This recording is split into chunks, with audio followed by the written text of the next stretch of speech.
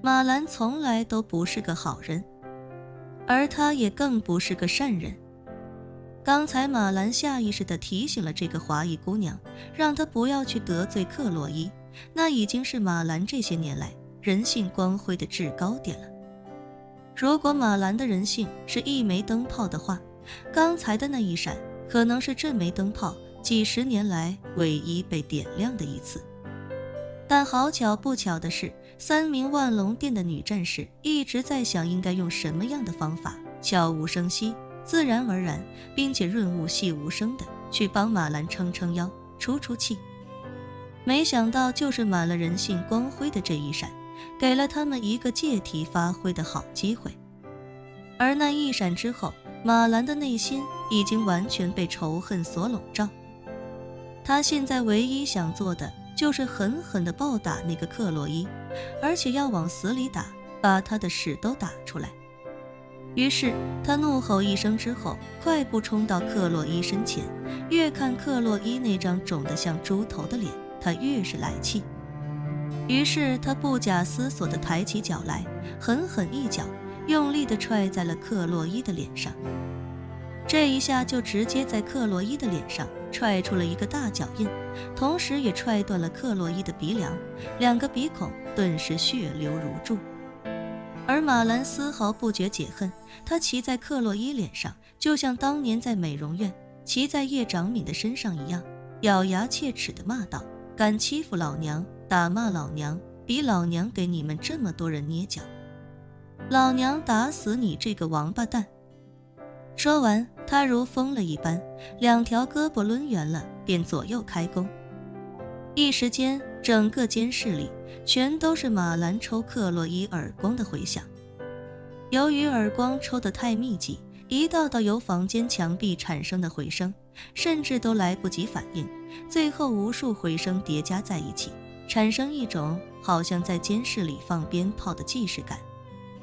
克洛伊也早就没了昔日女魔头的那番嚣张，她被打得哇哇乱叫，哭喊着说道：我错了，我错了，求你别再打了，饶了我吧，饶了你！马兰气急败坏的一拳砸在他脸上，骂道：你当你马奶奶是跟你闹着玩？我告诉你，这还只是开胃菜，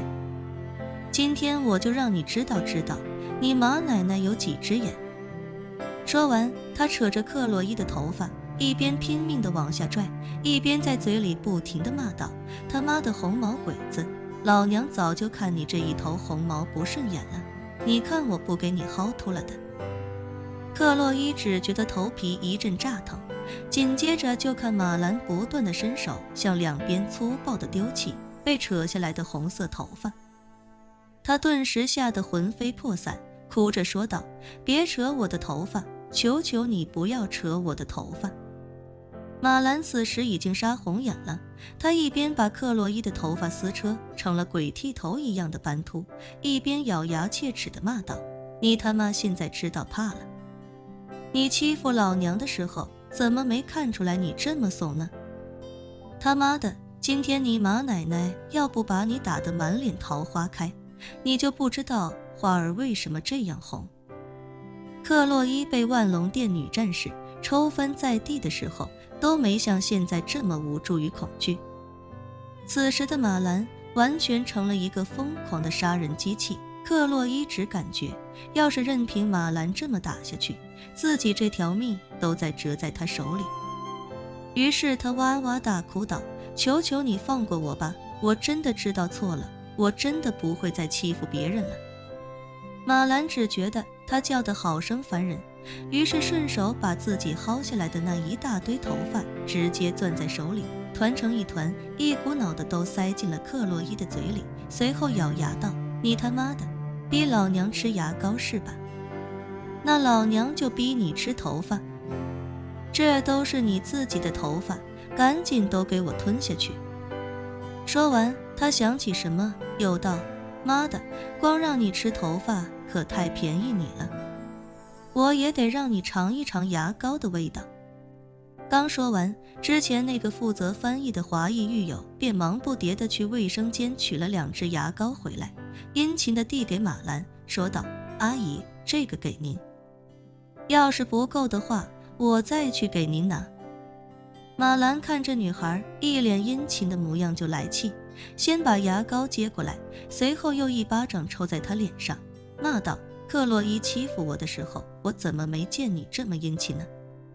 真他妈的墙头草，老娘最烦你这样的人，给老娘滚你妈一边去！女孩被抽了一耳光，但此时也是敢怒不敢言。毕竟刚才那3个新来的已经说了，以后这里的人和事都由马兰说了算，所以马兰现在就等于取代了克洛伊的位置，自己哪里惹得起他？而且马兰的背后还有他们3个武力高强的人做靠山，处于绝对的强势方，那自己就更惹不起了。克洛伊眼看马兰疯了一般报复自己，心知吃牙膏恐怕也不可能让这个疯婆娘满意，于是便厉声说道：你不要忘了这里是监狱，今天这么折磨我，明天狱警来查房的时候，我就会向狱警告状。狱警跟我交情很深，这你心里很清楚，到时候肯定把你们一个个全都关进禁闭室，而且我还能让狱警帮忙给你们增加刑期，到时候让你们哭都没有眼泪。说完，他扭头看向刚才那个帮马兰拿牙膏的女孩，冷声道：还有你不要觉得现在是他们说了算，就想去巴结他们，你有没有想过，如果明天早上他们被弄走了，到时候你还留在这里，我看你怎么办？那女孩吓得哇一声哭了出来，连忙说道：克洛伊，我不是故意的，我。马兰一下子也有些紧张，她看向万龙殿的女战士，战战兢兢地说道：姑娘，这个克洛伊跟狱警关系很好的，要是狱警明天过来查房，到时候可就麻烦了，这怎么办啊？那名为首的万龙殿女战士冷笑道：跟狱警关系好有什么用？狱警又不是典狱长，说不定跟他合作的狱警也会被抓起来。刚说完，监视的大门忽然打开，一名狱警带着一个身穿囚服的女人走到了门口。狱警这次一反常态，没有让监视里的犯人列队集合，而是直接把那个穿囚服的女人推了进来，随后便关门要走。克洛伊顾不得看清来人，便连忙哭着求救道：救命！救命！他们要杀了我，救救我啊！狱警对他的叫声充耳不闻，把那个穿囚服的女人推进来之后，转身便消失不见。这时候克洛伊忽然发现新来的囚犯好像很眼熟，他眯着高肿的眼睛仔细一看，顿时大惊失色，脱口道：杰西卡，你怎么被关进来了？